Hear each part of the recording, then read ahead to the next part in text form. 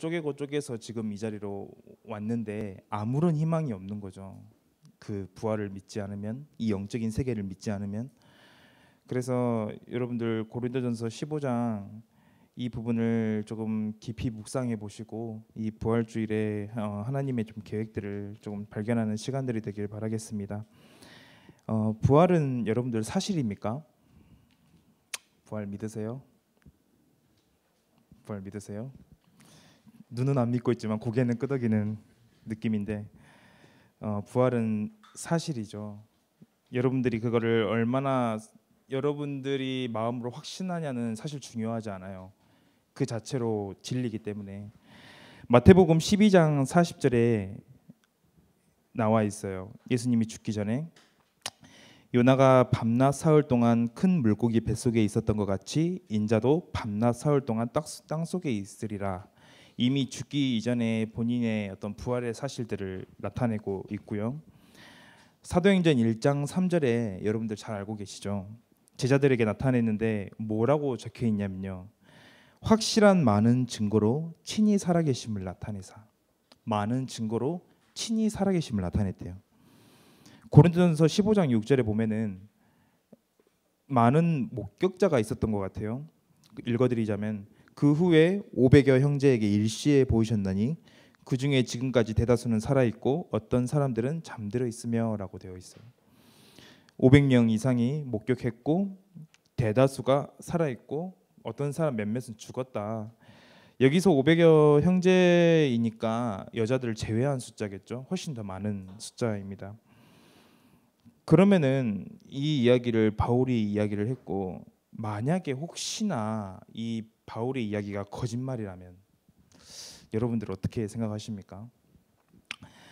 이 고린도서 15장은 여러분들 바울이 부활을 믿지 않으면 나는 굉장히 불쌍한 사람이다라고 이야기를 하잖아요. 근데 만약에 바울이 스스로가 거짓말을 치고 있다면 한번 가정을 해봐서 그러면은 본인 스스로에게 이야기한 거나 다름없어요. 근데 바울은 이 제자들이 거짓말 치고 시체가 사라졌고 제자들이 거짓말 친 거다라고 생각을 해보면은 굉장히 말이 안 되는 게 한두 가지가 아니에요. 바울은 특히나 이 베스도 그 황제가 이렇게 이야기를 하죠. 바울은 공부를 많이 한 사람이에요. 그래서 사도행전 26장인가 거기에 네가 미쳤다. 네가 지금 복음을 얘기하니까 네가 미쳤다. 많은 학문이 너를 미치게 한다 하니 이렇게 하고 있어요. 바울은 결코 멍청한 사람이 아니었던 거죠. 또 그리스도의 제자로 살지 않아도 충분히 더 성공할 수 있고 더 풍족하게 살 수 있는 여건과 조건이 확실했다는 것이죠. 이게 성경의 사실이고요. 실제로 없어진 예수님의 시체가 그 증거죠. 실제로 없어졌죠. 이거에 대해서 굉장히 논란이 많았고 메시지 가운데서도 많이 나왔었죠. 근데 대표적으로 이게 프랭크 모리슨이라는 이게 불가지론자예요. 불가지론이라는 사실은 이 말은 확신할 수 있는 건 우리에게 없다라고 이야기를 하고 있어요. 근데 그런 사람이 이제 책을 쓴 거예요. 이 기독교를 한번 까봐야겠다. 특히 부활을 까봐야겠다 생각해서 누가 돌을 옮겼는가라는 책을 쓰기 시작했어요. 결과는 어떻게 됐냐면 그 꼭 배너 이야기처럼 본인이 생각했던 그 글의 결론문이 바뀌었어요. 자기가 이렇게 많은 정황과 증거들을 살펴봤을 때 이거 확실한 거야. 부활이. 그래서 그 책이 나왔는데 결론이 바뀐 채로 나와 있어요. 부활은 사실이다. 이 책에서 재밌는 건 이 예수님 시체를 훔쳤을 것이라 생각되는 로마인, 유대인 그리고 제자들 이 세 그룹 셋 다 예수님의 시체를 훔쳤다면은 셋 다 손해라는 이야기를 하는 거예요.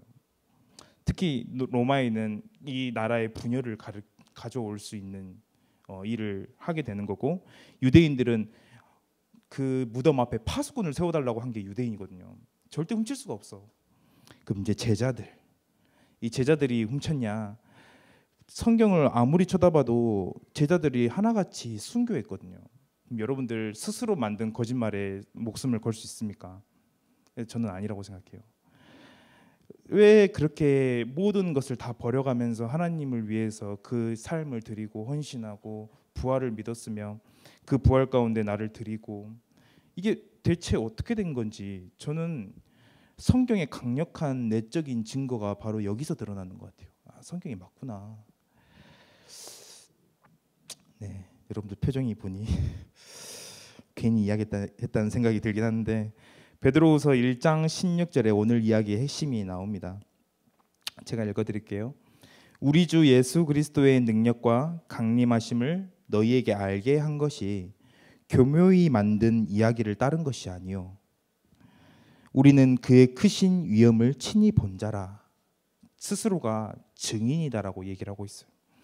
각기 서로 다른 장소에서 서로 다른 시간에서 하나님을 예수 그리스도를 만나고 체험한 사람들이었어요. 특히 완전히 의심병은 아니에요. 진짜 평범한 거죠. 도마 같은 경우는 이 손자국과 이 손의 못자국을 만져 보면서까지 믿음을 가졌죠.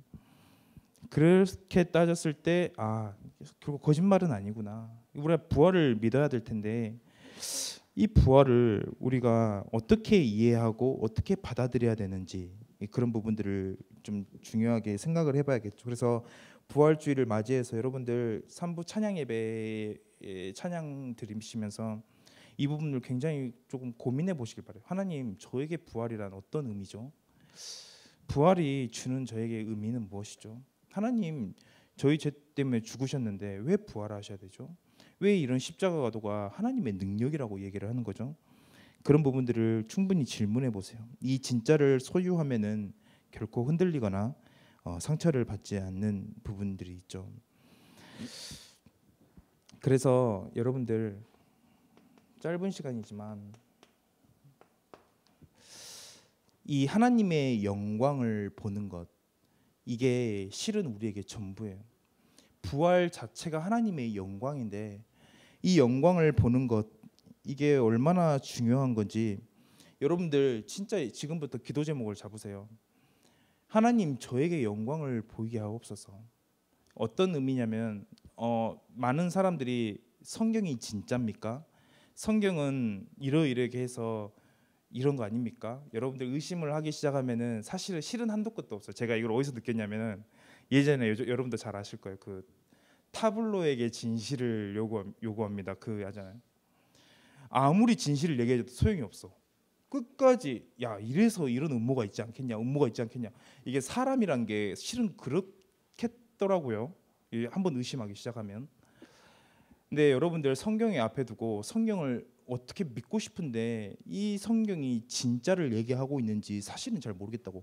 만약에 그걸 조금이라도 알면은 내가 한번 마음을 놓고 믿어보겠는데 그게 쉽지가 않다고. 그래서 질문을 하는 사람들이 간혹 있어요. 근데 저는 그렇게 생각해요. 기도해라. 뭘 놓고 기도하냐면은 이게 이런 증거가 있기 때문에 성경이 진짜다. 이런 것 때문에 성경이 확실하다. 그 이야기를 듣기 전에 네 스스로가 하나님의 영광을 체험해 버리면은 실은 다 끝나는 거다. 하나님의 영광이 임해 버리면은 실은 그 나머지 논란이 아무것도 아니에요.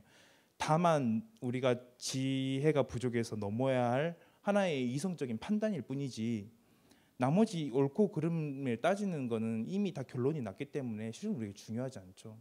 근데 많은 렘넌트들이 이게 먼저 되어 있지 않기 때문에 성경이라는 게 굉장히 잘 믿어지기가 힘든 것 같아요. 그래서 여러분들 기도하세요. 하나님의 영광을 체험하게 하옵소서. 그 영광이 실은 굉장히 중요하고 오늘 모세가 원하건대 주의 영광을 내게 보이소서라고 간절히 고백했던 그 기도 제목을 여러분들의 기도 제목으로 잡으시길 바라겠습니다. 그래서 성경을 알고 싶습니까? 영광을 체험하면 끝이에요. 그리고 혹시 자꾸 신앙적으로 왔다 갔다 하고 있습니까? 은혜는 받는데 뿌리 내려지지 않고 은혜는 알고 있는데 실은 삶 속에 들어가면 그 현실 경험이 너무 강렬해가지고 영적인 것들이 전혀 보이지 않는 상태에 있습니까? 그럼 기도하세요. 영광을 놓고 하나님의 영광을 놓고 기도하세요. 내게 보여달라고. 그 영광 앞에 엎드려지는 체험을 하게 해달라고. 실은 그거면 다 끝이죠. 이 영광은 어떻게 알 수 있습니까? 바로 여러분들 너무 잘 알고 있어요.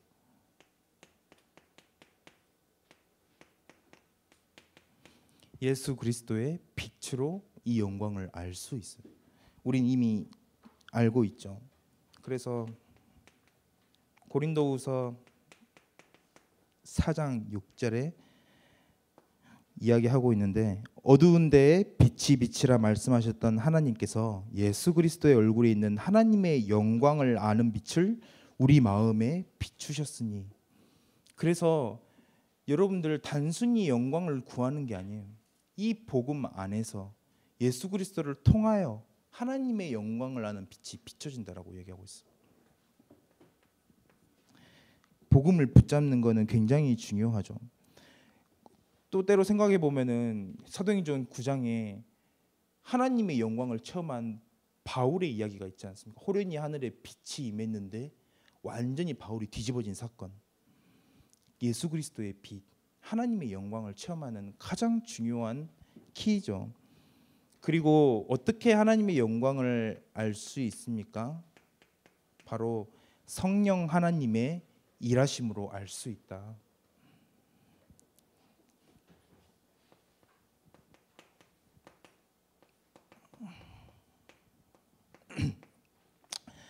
예배서 1장 17절에서 23절, 저희가 이번 한 해 동안 목표로 잡았던 구절이죠.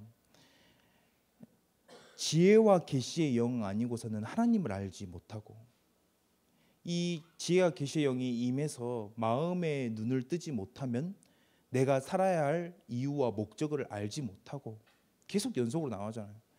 그의 능력이 그리스도 안에서 역사해야지만 중요하게 하나님의 능력이 임한다. 이 이야기가 다 담겨져 있잖아요. 성령으로만 가능한 사역이에요. 그래서 하나님 내게 영광을 보여주옵소서라고 기도할 때는 여러분들이 같이 기도하셔야 될 부분들이에요. 그리고 세 번째로, 이 영광은 어떻게 체험할 수 있습니까? 저는 되게 이 부분에서 체험할 수 있다.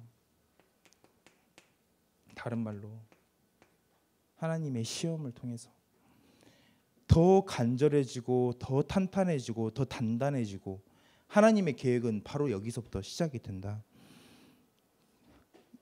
그냥 어려움이 하나님의 계획이 아니에요. 이 어려움을 통해서 무엇을 간절하게 소망하냐에 따라서 달라져요. 어려움 자체가 우리를 무너뜨리는 게 아니다. 이 어려움을 통해서 여러분들 진짜 하나님의 소망을 붙잡을 것인가, 아니면 사단의 음성에 속아서 이 상처 가운데 머물러 있을 것인가. 실은 여기에 굉장히 중요한 부분들이 있죠. 그래서 요한복음 11장 4절에 잘 알고 있는 나사로가 죽었을 때 예수님께서 이거는 하나님의 계획이 있는 거야. 하나님의 영광이 있는 거야. 뭐라고 얘기했죠? 죽을 병은 아니고 하나님의 영광을 위하며 하나님의 아들이 이로 말미암아 영광을 받게 하려 함이라. 중요한 거는 나사로는 죽었잖아요. 죽을 만큼의 어려움 여러분들이 있습니까? 혹시? 근데 그것마저 하나님께 영광에 이르는 전조 단계라는 거예요. 그래서 여러분들 다르게 생각하세요. 어려움이 온다, 반드시 갱신할 거 찾으시고, 그리고 하나님의 선한 계획을 반드시 찾으셔야 돼요. 하나님, 이 가운데서도 영광을 받아 주옵소서. 그리고 영광을 체험케 하여 주옵소서. 이때 부딪히고 이때 나에게 생겨진 그분과의 스토리는 여러분들 평생을 따라다녀요. 그래서 여러분들을 계속해서 신앙이 흔들릴 때마다 붙잡아주고 그런 부분들이 있죠. 그래서 꼭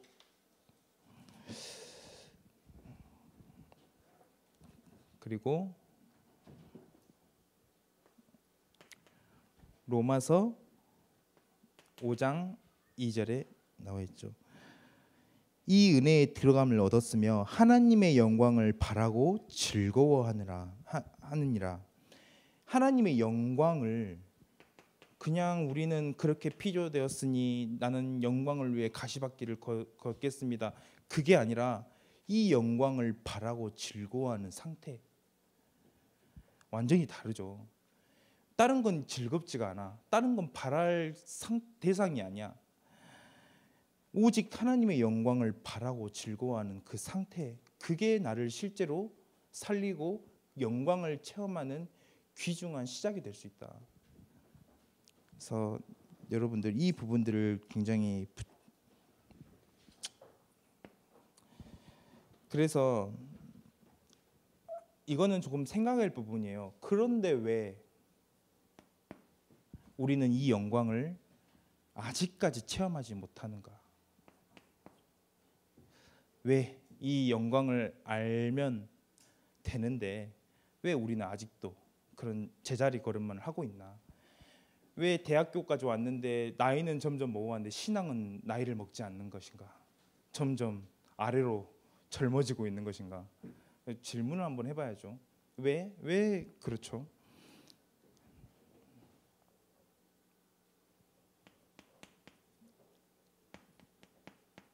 갈라디아서 1장에 나와 있어요.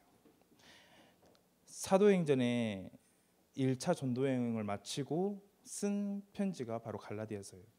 그래서 이 책의 목적은 새신자 훈련이다 보시면 돼요.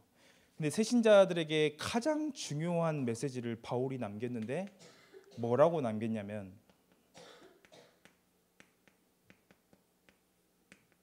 야, 하늘의 천사라도 다른 복음을 말하면은 저주를 받을 거야. 뭐가 가장 중요한 건지 먼저 이야기를 했어요. 야, 다른 복음 얘기하지 마. 다른 섞이고 변질된 걸 이야기하지 마. 복음을 이야기해. 근데 다른 천사가 오더라도 이 복음을 전하면 걔는 저주를 받을 거야. 확실하고 강한 어조로 이야기를 하잖아요. 우리가 이게 아니에요.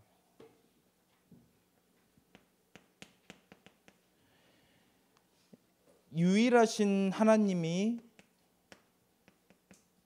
유일하신 그리스도의 자리에 우리가 다른 것을 올려놓고 있다라는 거예요. 신명기 6장 4절에도 나와 있잖아요. 오직 하나님은 유일한 여호와시니 너는 마음을 다하고 뜻을 다하고 네 성품을 다해서 네 하나님 여호와를 사랑하라. 그러고 있습니까? 그 하나님의 이 자리에 혹 다른 게 들어와 있지 않습니까? 그 보좌에 우리가 다른 걸 놓고 있지 않습니까? 하나님보다 더 사랑하는 그 다른 것. 유일하신 하나님은 맞아. 근데 지금 내게 가장 유일한 건 바로 이겁니다, 하나님. 이러고 있지 않습니까? 저는 한 주 동안 많이 발견했어요, 저 자신을. 아, 내 이런 상태구나. 비록 전도사의 자리에 있고 교육자의 자리에 있고 사역자 자리에 있는데 저도 항상 넘어지는 부분이 이거예요. 하나님, 유일하신 하나님인데 나는 꼭 유일하지 않는 것처럼 행동해요. 해답도 여기에 있다고 생각하지 않을 때가 너무나도 많아. 저는 이것 때문에 하나님의 영광을 보지 못한다라고 봐요. 그리고 고난 주간이었죠. 금, 토, 일 3일 동안 예수님께서 십자가에 못 박히시고 오늘 부활하셨죠. 그런데 중요한 건 부활하셨는데 그게 나랑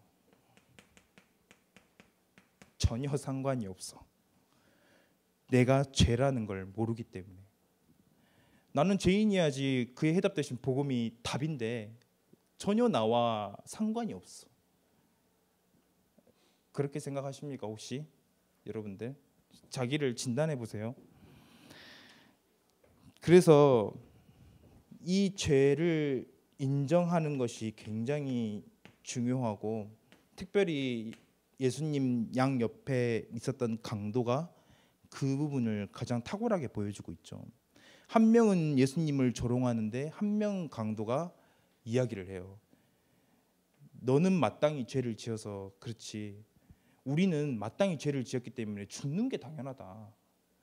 그런데 이분은 죄가 없으시다. 당신이 하늘나라로 갈 때 나를 기억해 줄 수 있습니까? 이야기를 하잖아요.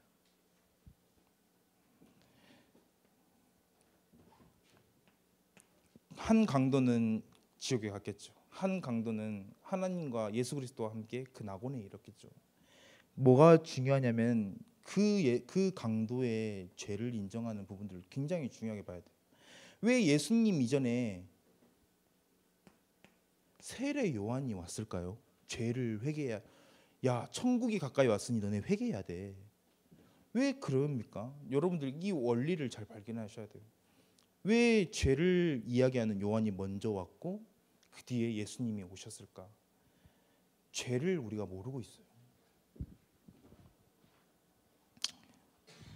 그래서 여러분들 여기에 대한 나의 한이 있고 애통함이 있으면요,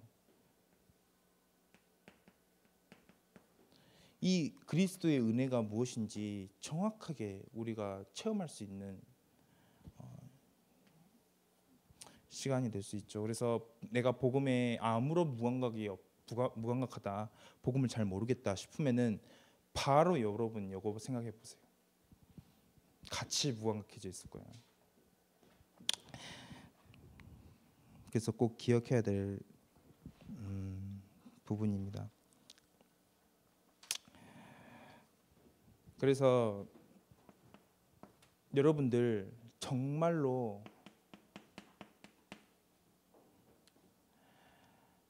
이 추구를 멈추지 마세요. 정말 여러분들 다른 말로 정말 욕심을 내세요. 뭘 욕심을 내냐? 이 영적인 것에 진짜 욕심을 내세요. 아니 그거는 인본주의 아닙니까? 하나님이 그 때에 따라서 선하신 계획에 따라서 인도하시겠죠.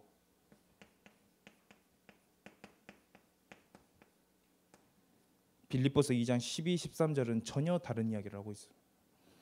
그의 소원에 기쁘신 뜻대로 인도하신다라고 13절에 이야기를 하고 있는데 12절 바로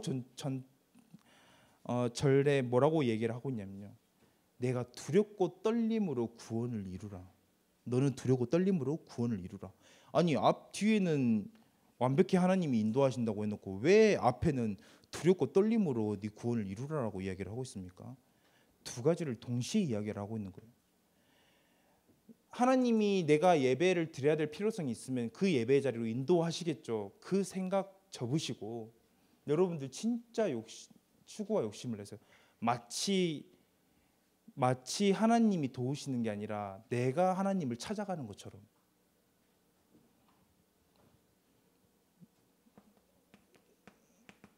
빌립보서 3장 12절에 또 나와 있죠.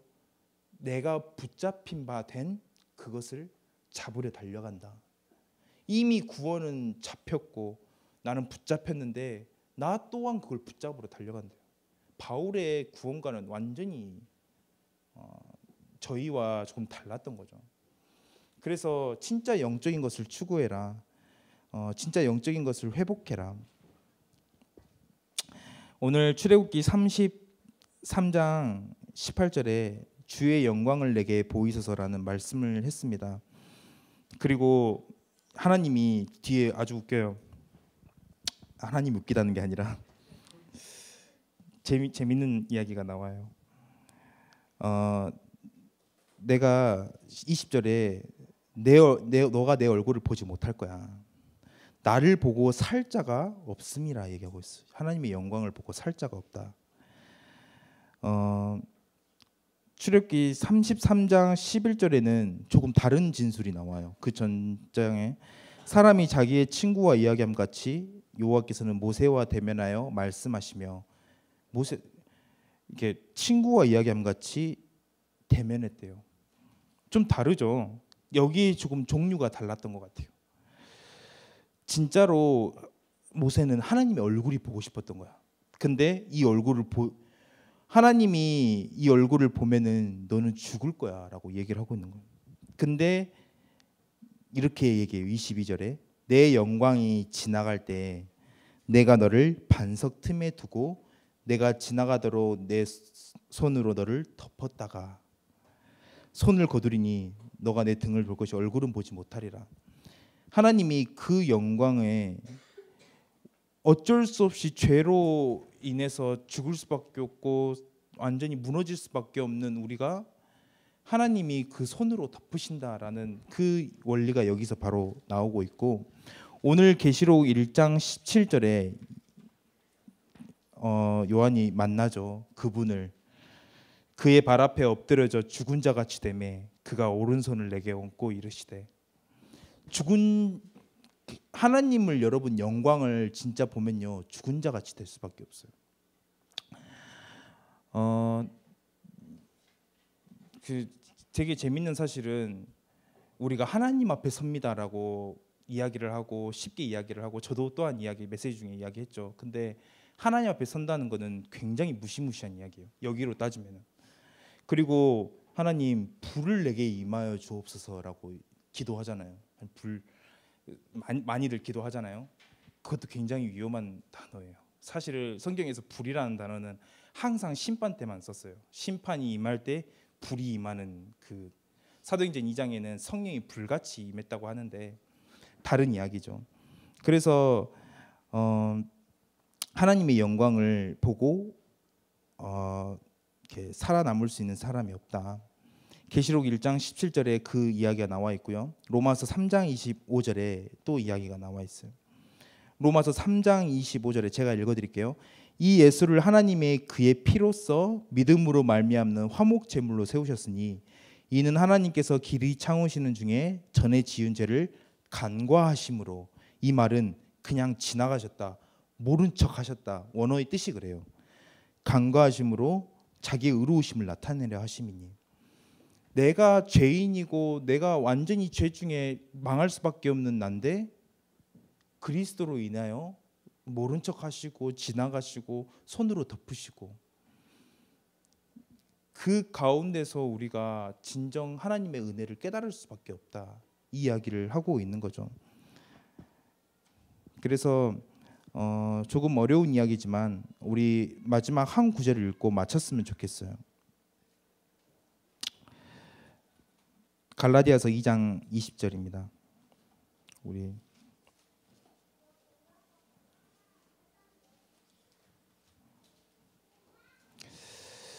부활주의를 조금 마무리하면서 여러분들 이 부분들을 기억하시고 조금 천천히 읽을 테니까 우리가 같이 함께 합독했으면 좋겠어요. 하나씩 곱씹으면서 우리가 조금 의미를 알면서 읽었으면 좋겠습니다. 시작하겠습니다. 내가 그리스도와 함께 십자가에 못 박혔나니 그런즉 이제는 내가 사는 것이 아니요 오직 내 안에 그리스도께서 사시는 것이라. 이제 내가 육체 가운데 사는 것은 나를 사랑하사 나를 위하여 자기 자신을 버리신 하나님의 아들을 믿는 믿음 안에서 사는 것이라. 진정한 부활의 참여는 바로 이것입니다. 나 자신을 스스로 죄와 함께 그리스도 십자가에 같이 못 박히고 그분과 같이 살아나고, 이 같이 살아났을 때 육체 가운데 우리가 사는 것은 나를 사랑하사 나를 위하여 자기 자신을 버리신 하나님의 아들을 믿는 믿음에서 산다. 더 이상 내가 추구할 것은 다른 게 아니다. 주의 영광을 내게 보이셔서 이 영광을 추구할 뿐이다 라는 것이죠. 그래서 가장 최고의 비밀, 오늘 찬양처럼 죽어야 사는 비밀, 바로 이 부분들에 있습니다. 그래서 죄에 있어서 가장 죽은 자처럼, 그리고 그리스도의 영광에 있어서 가장 산 자처럼 그런 응답과 축복이 있기를 바라겠습니다. 기도하겠습니다. 하나님, 하나님의 영광을 깨닫고 누리는 삶을 살게 인도하여 주옵소서. 감사합니다. 예수님의 이름으로 기도드렸습니다. 아멘.